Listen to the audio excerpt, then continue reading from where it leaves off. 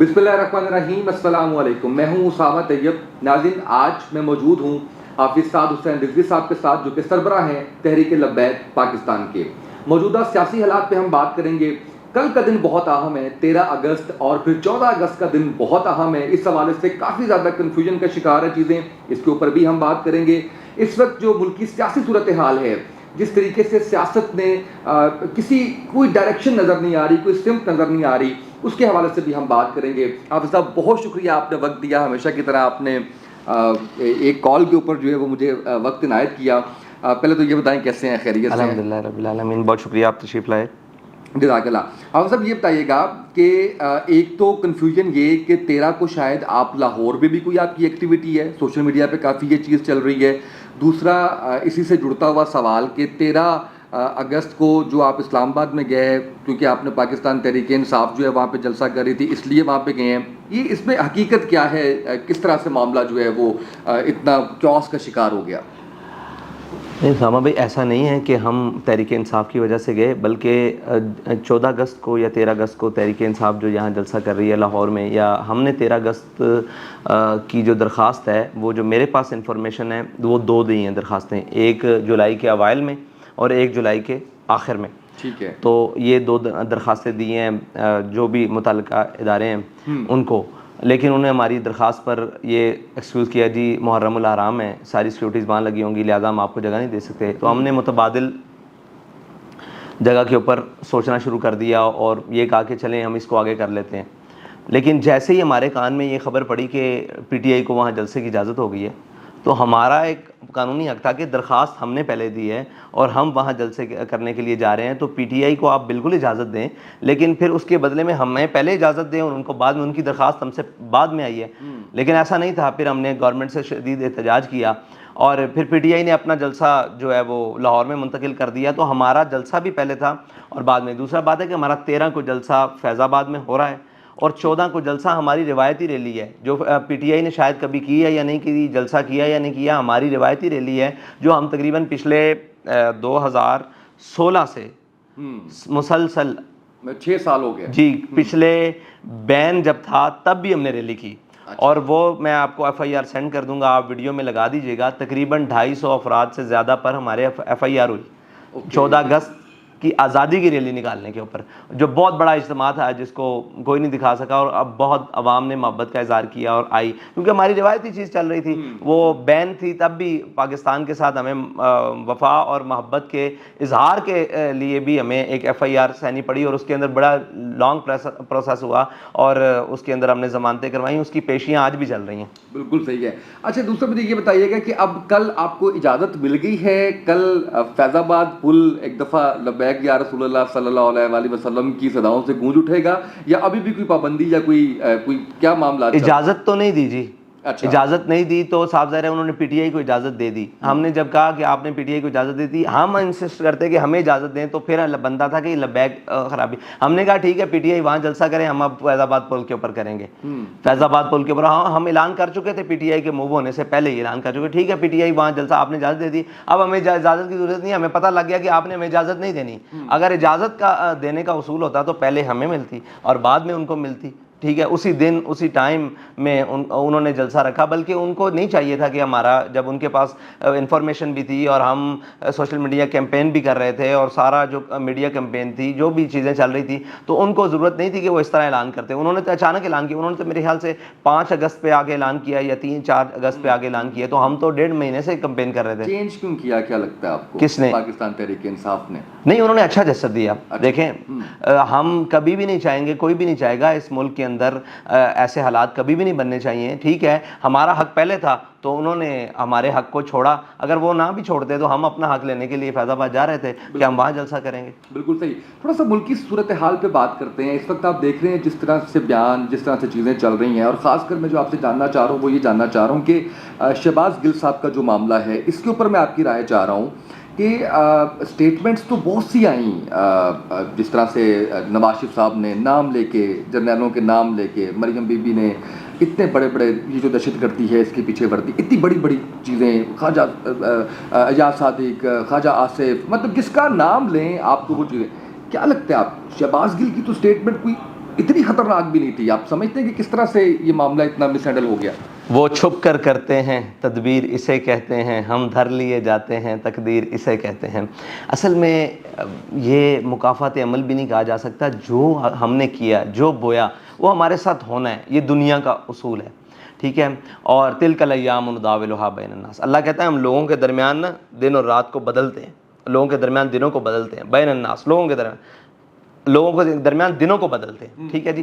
تو یہ جو ہے نا اس نے بدلنا تھا، ٹھیک ہے. یہ ان کے لیے پیغام بھی ہے مستقبل میں جو بھی ایک سیاسی صورتحال بنے، یہ اقتدار میں آئے نہ آئیں، جیسے بھی حالات ہو، لیکن ان کے لیے پیغام ہے کہ تم جب قوت میں ہوتے ہو تو خیال کیا کرو، اور جب قوت سے نیچے اترتے ہو تو تب بھی خیال کیا کرو.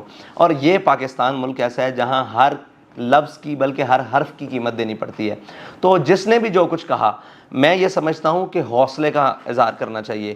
جب انسان سے کوئی چیزیں جا رہی ہوں اور کچھ مل رہا ہو، دونوں اوقات میں آپ کو کوئی اعزاز مل رہا ہے یا آپ کے پاس کوئی چیزیں آ رہی ہیں یا آپ سے کوئی چیزیں جا رہی ہیں، دونوں حالتوں میں بیلنس رہنا چاہیے. گفتگو کے اندر بھی، کردار کے اندر بھی، عمل کے اندر بھی بیلنس کرنا چاہیے. اس لیے ہاں، وہ جہاں ان بیلنس چیز ہوتی ہے وہ ایک ہی بات ہے، ہم نے جو سیکھی ہے وہ ناموس رسالت کی بات ہے، وہاں سارے بیلنس ختم ہو جاتے ہیں. باقی ساری باتوں میں بیلنس بات کرنی چاہیے. یہ جنہوں نے بھی کی، ان کے مفادات کو جب زد پہنچی تو انہوں نے بولا، اور ہم مفادات والے نہیں. اور ان سے یہ پوچھا جائے، یہ سوال کیا جائے کہ تمہیں یہ کلام اور یہ گفتگو کرنے کی ضرورت کیوں پیش آئی، تو وہ یہ کہیں گے کہ ہمیں یہاں سے تکلیف ہو رہی تھی، ہمیں وہاں سے تکلیف ہو رہی تھی، ہمیں یہاں سے. تو جب راحت ہو رہی تھی تو تم نے کیا کہا؟ سوال یہ ہے. دوسری بات ہے کہ اب جو کہہ دیا نا، اس کے اوپر جو بھی ہے ان کا وہی بات ہے کہ اس حرف کی قیمت دینی پڑے گی، وہ ان کو دینی چاہیے، خوشی دینی چاہیے. باقیوں کے بارے میں بھی آپ سمجھتے ہیں جتنے میں نے نام لیے ہیں، اگر آپ کہتے ہیں میں دوبارہ آپ کو بتاتا ہوں، مریم ہے، نواز ہیں، زرداری نے کہا کہ تم تو 5 سال کے لیے آتے ہو یا چند سالوں کے لیے آتے ہو، ہم نے یہیں پہ رہنا ہے. خواجہ آصف نے جو کچھ کہا، ایاز صادق نے کہا ٹانگیں کانپ رہی تھیں، اس پہ ممبئی اٹیک والی بات کی، ڈان لیکس 1 ڈان لیکس 2، یہ ساری باتیں کی. ان کے ساتھ بھی آپ سمجھتے ہیں کہ اسی طرح سے ان کو بھی کورٹ کے اندر لے کے جا کے ان کی بھی گرفتاریاں ایسی ہونی چاہیے؟ دیکھیں، اگر یہ پیمانہ ہے کہ یہ گفتگو منع ہے، اور اگر یہ پیمانہ سب کے لیے ہے، پھر تو کوئی بھی کرے. لیکن اگر خاص اور محبت والے اور چن لیے جائیں، ان کو معاف کر دیا جائے، اور جو ہوں اور جب تک لاڈلے ہوں جو مرضی کہتے پھریں، اور جب نظر نہیں آ رہا آپ کو؟ ہو رہا ہے نا، یہ ہو رہا ہے. اب بغل گیر ہو گئے جن سے، انہیں معافی مل گئی، اور جیسے یہی تو معاشرے کا توازن خراب کرتے ہیں، یہی تو سوال اٹھاتے ہیں. یہ بات رکے گی نہیں، یہ مزید سوال اٹھائے گی کہ آپ ان کو کیوں چھوڑ رہے ہیں، ہمیں کیوں پکڑ رہے ہیں، ہمیں کیوں نہیں پکڑ رہے اور ان کو کیوں چھوڑ رہے ہیں. آپ ایک بات ہے کہ میں آپ سے کھلی بات کرتا ہوں، آپ کو کیا لگتا ہے ان کے جب ذات کے اوپر زد آتی ہے، مفادات کے اوپر زد آتی ہے، تو یہ ملک کے حق میں بولیں گے؟ ہرگز نہیں، کبھی بھی نہیں بولیں گے. یہ ہمیشہ ملک کے خلاف، ملک کی سالمیت کے خلاف، اداروں کے خلاف بولیں گے. بھائی آپ نے کچھ حاصل کرنا ہے، اپنی جد و جہد کرنا ہے، تو اس کے آگے بیریئرز ہیں، اس کے آگے اتار چڑھاؤ ہے، مشکل راستے ہیں، تو ان کو بخوشی قبول کرنا چاہیے. اس سے ایک بات یہ ثابت ہوتی ہے کہ ان میں کوئی بھی لیڈر نہیں ہے. ایک لیڈر نہیں ہے، دوسرا لیڈر نے کوئی لوگ تیار نہیں کیے ہوئے کہ جو مشکل وقت میں اچھے فیصلے کریں اور ان پر کھڑے رہیں، اور اچھے وقتوں میں زیادہ مزید اچھے فیصلے کر کے ان کا مستقبل میں ثمرات حاصل کریں. اچھا مجھے یہ بتائیے گا، یہ معاملہ تو ہو گیا، اس معاملے کے حوالے سے آخری سوال یہ ہے کہ 10 ماہ کی بچی آپ نے بھی کل دیکھا، بغیر ماں کے رات اس نے گزاری، جس طرح سے اس کی ماں کو جیل میں ڈالا. اسسٹنٹ کی بات کر رہا ہوں میں، اس کی بیوی کی بات کر رہا ہوں، اس کی ساس پیشنٹ، اس کی ساس ٹیچر، اس کو مارا پولیس نے. یہ آپ سمجھتے ہیں کہ ہمارا آئین قانون جو ہے وہ اجازت دیتا ہے، یا اس طرح کے رویے ہماری سوسائٹی کے اندر ہونے چاہیے؟ نہیں، بالکل بھی نہیں ہونے چاہیے. دیکھیں، اس کی تو ہر صورت میں مذمت ہے، ہر صورت میں. اور یہ کوئی بھی ہو، کیسا بھی ہو، حالات کیسے بھی ہوں، ایک معیار اور پیمانہ ہونا چاہیے جس کے اندر میانہ روی کے ساتھ چیزیں چلیں. اگر یہ ساری چیزیں ہم اپنی شکل لوگوں کو دکھا رہے ہیں کہ ہم کیا کر رہے ہیں، اگر جس کے خلاف بات ہوئی ہے اس میں بھی اچھا، وہ تھوڑا سا یہ بتائیں کہ جس طرح سے ابھی آپ نے بتایا کسی کے ساتھ بھی نہیں ہونا چاہیے، ظلم و زیادتی تو ٹی ایل پی کے ساتھ بھی ہوئی ہے. جی، ٹی ایل پی کے ساتھ اس حد تک ظلم و زیادتی ہوئی کہ ہمارے ایک باغ شاہ صاحب ہیں، سید باغ علی شاہ صاحب، سید گرانہ ہیں، تو ان کی بچیوں کو، خواتین کو اٹھا کر لے گئے اور یہ تو معلوم تھا نا کہ یہ کہاں بنا ہے. ان کی خواتین کا تو کچھ دن تک معلوم بھی نہیں ہوا کہ ان کو رکھا کہاں تھا. ابھی آپ کے ضمنی انتخاب میں وہ ایم پی اے کے ٹکٹ ہولڈر بھی تھے, میں نے انٹرویو کیا جی ان کا. تو وہ لوگ تو ظلم کا آغاز انہوں نے بھی کیا, یعنی آغاز تو بڑی دیر سے ہو چکا ہے, لیکن انہوں نے بھی اپنے ہاتھ پورے دھوئے ہیں اس میں. لیکن اب وقت آیا ان پر, تو ہم اس چیز کی حوصلہ افزائی نہیں کریں گے, کبھی بھی حوصلہ شکنی کریں گے. اب سب برداشت کس کی کم ہو گئی ہے اس سارے معاملے میں؟ برداشت انہیں کی کم ہوئی ہے جو ہمیشہ ناقابل برداشت ہیں لوگوں کے لیے, اور انہیں کی برداشت کم ہوئی ہے. اصل میں مسئلہ یہ نہیں ہے, اصل میں مسئلہ ہے کہ کوئی بھی تنقید کرے انہیں دکھ اس بات کا نہیں ہوگا جس کو لاڈلا اور پیارا پالا ہے, جسے پنجابی میں کہتے ہیں کچھڑ چکی رکھے ہے, وہ دندیاں وڈن لگ پہ رولایا ہے پنجابی کا لفظ ہے. اچھا مجھے یہ بتائیے گا کہ ایکسٹینشن ملنی چاہیے کس کو؟ ان کو. پہلے بھی نہیں ملنی چاہیے تھی. اچھا وہ بھی غلط تھا. غلط ہے. آئندہ بھی نہیں ملنی چاہیے. دیکھیں اگر ملک قانون اور آئین کے مطابق نہیں چلانا تو آپ ان کے حوالے کر دیں, ان کے حوالے کر دیں ایکسٹینشنز اور یہ تو سارا, یہ تو اپنے آپ کی ملک کی خرابی ہوگی نا. ان کا کام ہی اس سے کیا ہے؟ ایکسٹینشنز کا کیا تعلق ہے؟ ان کا ادارہ وہ فیصلے کرے, اگر ایکسٹینشن دینی ہے جو کچھ کرنا ہے تو وہ اپنے ادارے میں فیصلہ کریں کس کو رکھنا ہے کس کو نہیں کرنا. اگر ہماری انوالومنٹ ہوتی ہے سیاسی لوگوں کی, سیاسی جماعتوں کی, سیاسی گورنمنٹس کی, جتنی بھی جو بھی متعلقہ گورنمنٹس ہوتی ہیں ان کی اگر ہوتی بھی ہے تو وہ ایک گورنمنٹ بحیثیت طاقتور کے فیصلہ نہ کرے کہ یہ طاقتور ہیں تو ہمیں ایکسٹینشن دینی ہے. اگر ملکی مفاد میں ہے تو بالکل دینا چاہیے سب کو رکھ گئے. اگر یہ ہے کہ بھائی ہم اس کو دیں گے اور کل یہ آئیں گے ہمیں سپورٹ کریں گے یا اس کو لائیں گے, تو یہ تو پھر آپ غداری کر رہے ہیں. آپ نے جو حلف پڑھا ہے وہ سنا نہیں ہے, وہ کس لیے ہے, وہ حلف کیوں اٹھاتے ہیں؟ وہ صرف ٹی وی پہ ایک ایچکن پہن کے حلف نہیں ہے یار, وہ حقیقی طور پر اللہ کو جواب دینا ہے, آپ قوم کو جواب دو. اگر آپ نے وہ حلف کے مطابق آپ سمجھتے ہیں کہ ملکی مفاد ہے اور یہ ہے تو پھر ٹھیک ہے, پھر سارے ایک طرف ہیں. اگر آپ یہ سمجھ رہے ہو کہ اس کو دینے میں فائدہ ہے, اس کو دینے میں نقصان ہے, اس کو لانے میں فائدہ ہوگا اور اس کو جناب ہماری جماعت پنپے گی, تو یہ تو پھر آپ ملک و ملت سے غداری کر رہے ہو. بس اتنی سی بات ہے. بالکل صحیح ہے. امریکہ کی غلامی ہونی چاہیے؟ امریکہ کی غلامی کبھی بھی نہیں تھی. اچھا ٹھیک, نہیں اب بھی نہیں ہے. کہاں؟ ملک میں نہیں, وہ تو سارے غلام ہیں, سارے غلام. عوام ہماری آزاد ذہن ہے.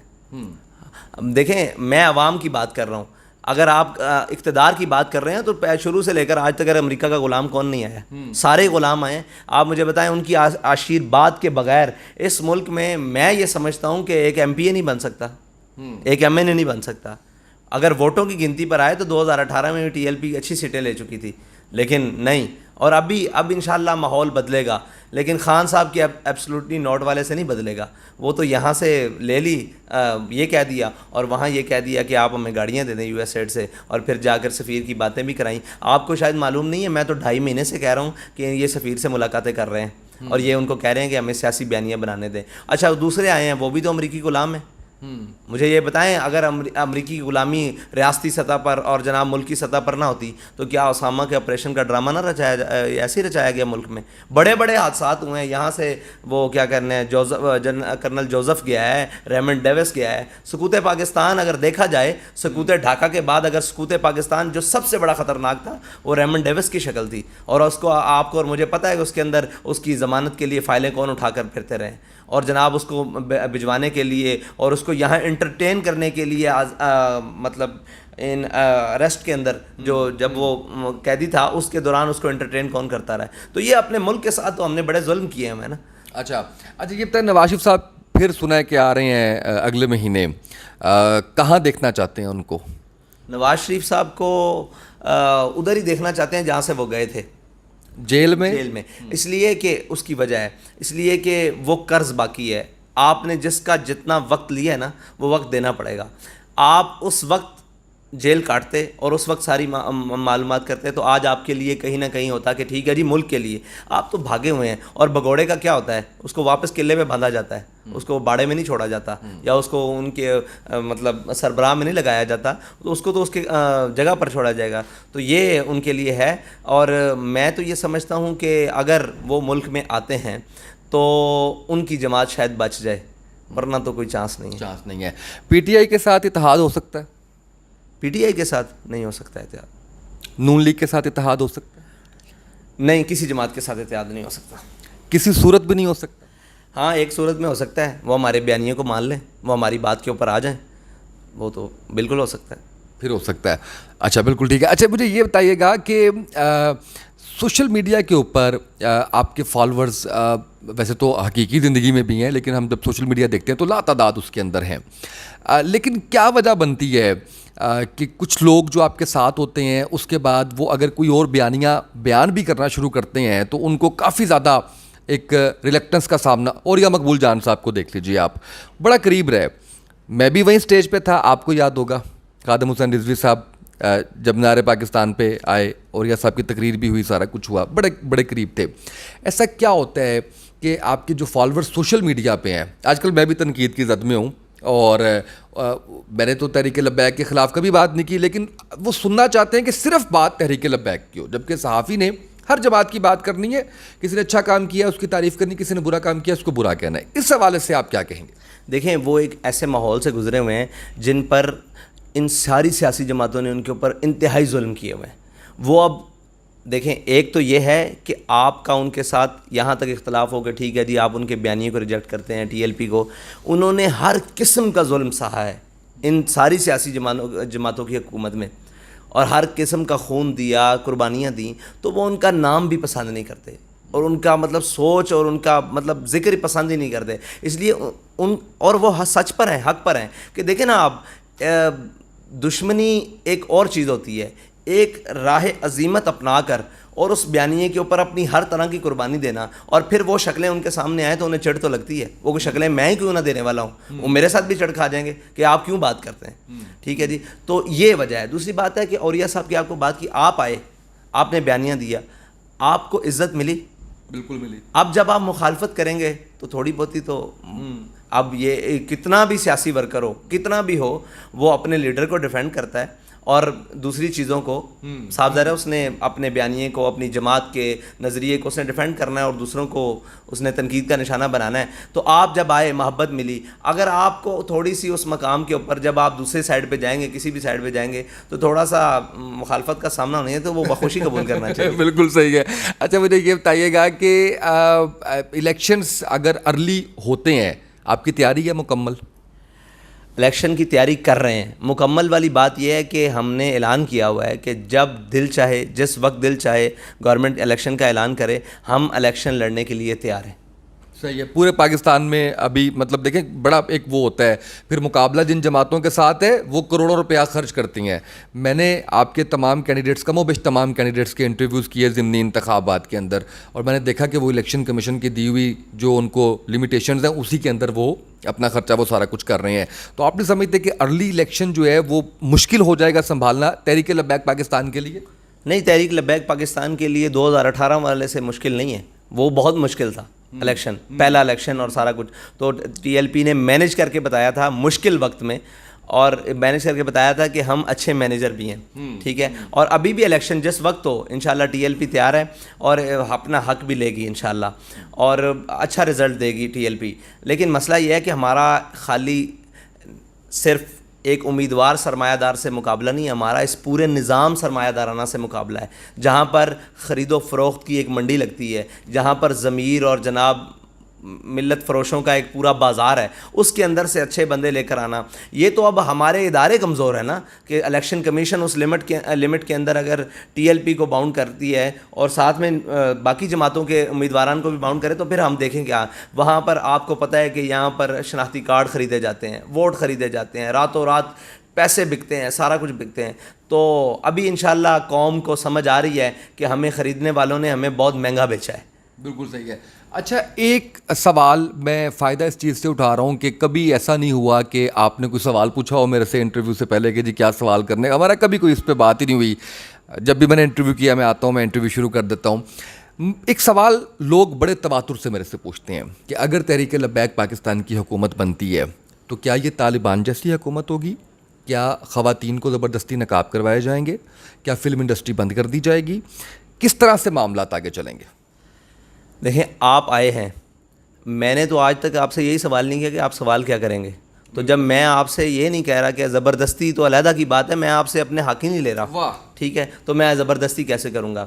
دیکھیں، استفتِ قلب کا میرے آقا و مولا کا فرمان ہے، جب بھی کوئی بات کرنی ہے نا اپنے دل سے پوچھ. طالبان کی حکومت کیسی ہے، کون کیسے کی ہے انہوں نے، ان کا ایک اپنا طریقہ کار ہوگا. ہمارا طریقہ کار یہ نہیں ہے. ہم دین کے مطابق پہلے خود کو ڈھالیں گے، پھر وہ نمونے پیش کریں گے معاشرے میں جس سے متاثر ہو کر لوگ خود دین پر عمل کریں گے. کیا بات ہے، زبردست. آخر میں کل کے دن کے اور پرسوں کے دن کے حوالے سے میسج پاکستان کے لیے. دیکھیں یہ بہت اہم دن ہے.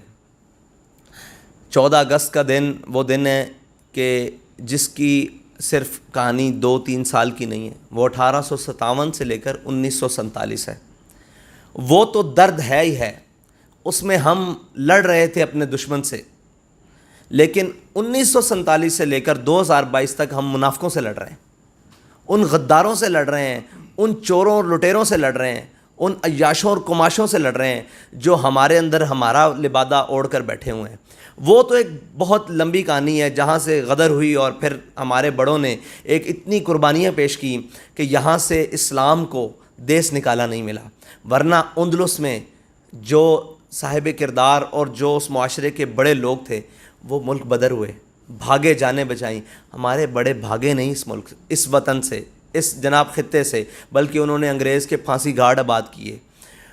مطلب کہ ایک دن میں 1800 علماء، مشائخ، عوام، بڑے بڑے لوگوں کو، معاشرے کے اندر اثر رسوخ رکھنے والے لوگوں کو پھانسیاں دی گئیں، لیکن وہ بھاگے نہیں، اپنا نظریہ نہیں چھوڑا اور یہاں سے سامراج انگریز کو بھگایا. ٹھیک ہے جی، ساری باتیں کی. پھر 47 میں جو تقسیم ہوئی اس کے اندر 10 لاکھ لوگوں نے قربانیاں پیش کیں. اور یہ ملک اس لیے حاصل کیا کہ ہم یہاں علیحدہ رہیں گے. 2 قومی نظریے کی بنیاد پر ملک لیا. پاکستان کا مطلب کیا؟ لا الہ الا اللہ محمد رسول اللہ، اور بٹ کے رہے گا ہندوستان، بن کے رہے گا، یہ نعروں پر پاکستان لیا. لیکن پاکستان لینے سے لے کر وہ جو دکھ آج تک پاکستان کو ہے وہ اتنا دکھ نہیں ہے جتنا 1857 سے 47 تک ہے. وہ غلامی ضرور تھی لیکن ہم اس کے اندر لڑ رہے تھے. اناؤنسڈ ایک غلامی تھی. ہاں جی، اناؤنس غلامی تھی اور ہم لڑ رہے تھے، کڑ رہے تھے کہ ہم غلام ہیں، ہمیں آزاد ہونا ہے. لیکن آزادی کے بعد جو ہم نے اپنے وطن کے ساتھ کیا ہے، ٹھیک ہے جی، ہم نے اپنے وطن کو خود بیچ کر، ٹھیک ہے، کشمیر بیچ کر اور باہر آ کر آزادی کے نعرے لگائے ہیں. ہم نے جناب امریکہ کو بیسیں دے کر اور باہر آ کر آزادی کے نعرے لگائے ہیں. بلکہ امریکہ کو بیس دے کر اور یس جنرل زینی کہہ کر ہم نے سب سے پہلے پاکستان کا نعرہ لگایا. یعنی یہ کوئی نیا نعرہ نہیں ہے. لوگ کہتے ہیں عمران خان دھوکہ دے رہا ہے، بھائی یہ مشرف نے بھی تو یہی دھوکہ دیا تھا. ٹھیک ہے جی، اس سے پہلے جناب ضیاء آیا، اس نے بھی تو یہی دھوکہ دیا تھا. اس سے پہلے جناب جو آئے انہوں نے بھی تو یہی دھوکہ دیا تھا. یہ تو بڑی مشکل سے پاکستان پتہ نہیں کن گھاٹیوں اور وادیوں سے ہوتا ہوا پاکستان آج سلامتی کے ساتھ اپنی منزل کی طرف جا رہا ہے. لیکن کب تک، کیسے؟ ایک بہت خوبصورت واقعہ ہے تاریخ کا، جی میں آپ کو اس پر سنا دوں، بات تو لمبی ہے. جی جی پلیز. کہ حضرت جبیر یہ روایت کرتے ہیں کہ قبرص جب فتح ہوا نا تو حضرت ابو درداء، یہ بہت بڑے صحابی ہیں کہ تاریخ سے سیکھنا ہے نا ہم نے، تو کہتے ہیں کہ ابو درداء رو رہے تھے. ان سے کسی نے پوچھا کہ فتح ہو گئی ہے، کیوں رو رہے ہیں آپ؟ فتح کے بعد تو آپ کو خوش ہونا چاہیے. انہوں نے کہا رو اس لیے رہا ہوں کہ ہم سے پہلے بھی یہاں کوئی حکمران تھے. انہوں نے کیا کیا کہ اللہ نے ان کو یہاں سے نکالا ہے. میں اس وقت سے ڈر رہا ہوں کہ کہیں ہم وہ حرکتیں نہ کریں اور ہمیں اللہ یہاں سے نکال دے. تو ہم پاکستان کے ساتھ جو 70 سال سے کر دیے ہیں، ابھی تو زخم تازہ ہے. لو نہ بتائیں، تاریخ سے ناشنا رکھیں قوم کو. اس ملک کا سکوت ڈاکہ نہیں ہوا.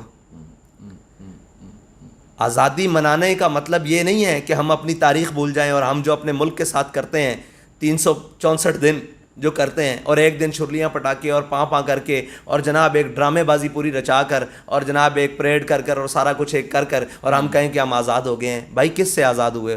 کس نے کہا تم آزاد ہو گئے؟ تمہیں تو اس ملک کو آگے لے کر چلنا تھا، سب کی غلامی سے نکالنا تھا. تم تو آزاد اس قسم کے ہوئے جب تمہارا دل کرتا ہے تم امریکہ کے آگے لیٹ جاتے ہو، کبھی رشیا کے آگے لیٹ جاتے ہو، کبھی چائنا کے آگے لیٹ جاتے ہو، کبھی فلاں کے آگے لیٹ جاتے ہو. اپنے برادر اسلامی ممالک وہ تمہیں بھیک اور منگتا بنا دیا ہے. مجھے بتائیں یہ درد ہے، ایک بہت بڑا درد ہے. یہ دن خوشی کا ہے لیکن اس خوشی کے بعد یہ ایسے ہی ہے کہ سہاگن ہوئی اور پہلے دن سے شوہر نافرمان ہے، اور آج تک اس کا سہاگ اجڑا ہوا ہے اس ملک کا، اور اس کو کوئی ایسا وفادار نہیں مل رہا کہ جو اس کو اس کی راہ پر گامزن کر دے. جس کو اٹھائیں وہی لال ہے. جس کا جہاں تک جی بنا، وہ مذہبی لبادے میں ہو، سیاسی لبادے میں ہو، عسکری لبادے میں ہو، کسی لبادے، سرمایہ داری کے لبادے میں ہو، اس نے اس ملک کو نوچا ہے، کاٹا ہے، پیسا ہے، توڑا ہے. جہاں جس کا جو دل چاہا ہے اس نے اس کے ساتھ کیا ہے. یہاں کوئی قانون نہیں رہنے دیا، کوئی معاشرت نہیں رہنے دی, کوئی تمدن نہیں رہنے دیا, کوئی تہذیب نہیں رہنے دیا. یہ دکھ ہے میرے اپنے ملک کا, میری قوم کا. میں باہر جب لوگوں میں جاتا ہوں 14 اگست والے دن آپ نکل کے دیکھیں کہ قوم کے چہرے پر آزادی کی خوشی ہے. قوم کو آج فیلنگ آ رہی ہے کہ آج کے دن ہم آزاد ہوئے تھے. شاید ان کو پتہ لگے نا کہ ہم آزادی سے پہلے کیسے تھے, تو وہ شاید جتنا خوش ہوتے ہیں یہ بھی چھوڑ دیں جو ہم نے اپنے وطن کے ساتھ کیا ہے. ہمیں واپس آنا ہوگا اپنے وطن کے لیے, کوئی ایسے اقدامات اور ایسی چیزیں, ہر وہ چیز کرنی ہوگی جو اس کے لیے بہتر ہو. صرف معیشت کا رونا نہیں ہے, بہت سارے رونے ہیں. معیشت کا تو ایک بہانہ بنا دیا اور ایک بنا دیا نا. بھوکے لوگ بھی غیرت مند ہوتے ہیں, بھوکے لوگ بھی سکھی ہوتے ہیں. کس نے کہا کہ بھوک ہر چیز چھین لیتی ہے؟ بھوکی خوشیاں بھی ہوتی ہیں, بھوکے سکون بھی ہوتے ہیں, بھوکی راحتیں بھی ہوتی ہیں. لیکن مسئلہ یہ ہے کہ بے غیرت کی راحت نہیں ہوتی, بے ضمیر کی راحت نہیں ہوتی, دیوس کی راحت نہیں ہوتی, وطن فروش اور ملت فروشوں کو راحتیں نہیں ہوتی. بس یہ درد ہے. بالکل صحیح ہے. بہت شکریہ حافظ سعد حسین رضوی صاحب, سربراہ تحریک لبیک پاکستان. اور ہمیشہ کی طرح میں نے کوئی سوال ڈسکس نہیں کیا تھا, کبھی بھی نہیں کیا, آج بھی نہیں کیا. اور جس جواب کو میں ابھی تک جس سے لطف اندوز ہو رہا ہوں, ویسے تو سارے جواب ہی ایسے تھے, لیکن جو بہترین چیز جو مجھے بڑا مشکل لگ رہا تھا, میں نے کافی دیر سوچا ہوا تھا کہ حافظ صاحب اس کا کیا جواب دیں گے, وہ یہ تھا کہ آپ کی حکومت آئے گی تو وہ کیسی ہوگی. اس کا بہترین جواب میرا خیال ہے ان سب لوگوں کے لیے یہ کلیئرٹی ہے جو کسی شش و پنج میں ہے, جو کسی خوف میں ہے, جو کسی پریشانی کے اندر ہے کہ پتہ نہیں کیسی حکومت ہوگی, پتہ نہیں کیا پابندیاں لگ جائیں گی, پتہ نہیں کیا کچھ ہوگا. بہت ہی اچھے انداز میں انہوں نے فی البدی میرے سوال سے بات جو ہے وہ اٹھا کے اس کا جواب دیا. مجھے امید ہے کہ بہت کچھ سیکھنے سکھانے کا موقع ملا ہوگا. آج کے اس پروگرام سے اتنا ہی, اجازت دیجیے, اللہ حافظ.